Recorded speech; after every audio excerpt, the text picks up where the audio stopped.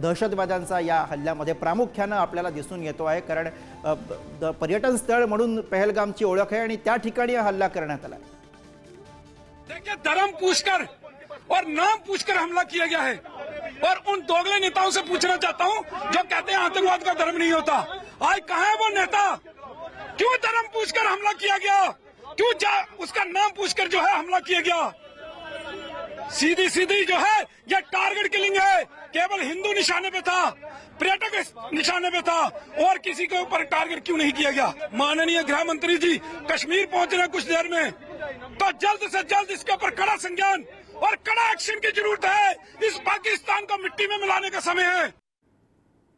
तर पाकिस्तान विषयीचा हा रोष जनसामान्यांमधनं उफाळून येतोय, जो प्रतिक्रियांमधनं आपल्याला दिसतोय। या क्षणाची ही जम्मू काश्मीरच्या पहलगाम मधली दृश्य आपण बघतोय।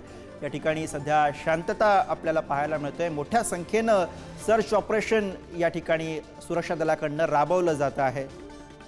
जम्मू काश्मीरच्या पहलगाम मधलं हे सर्च ऑपरेशनची ही दृश्य आपण बघतोय। या ठिकाणी 27 जणांचा आतंकवादी हल्ल्यामध्ये मृत्यू झाल्याची भीती वर्तवली जाते। महाराष्ट्रामधल्या 2 जणांचा याच्यामध्ये समावेश असल्याची माहिती मुख्यमंत्र्यांनी दिलेली आहे। तर काही पर्यटक यामध्ये जखमी असल्याची माहिती आहे। विशेषतः पुण्यातनं आणि पनवेल भागामधनं पर्यटक जखमी असल्याची माहिती सध्या पुढे येते आहे। पुण्यामधले 2 कुटुंबीय आहेत जे या ठिकाणी पर्यटनासाठी पहलगाममध्ये गेले होते।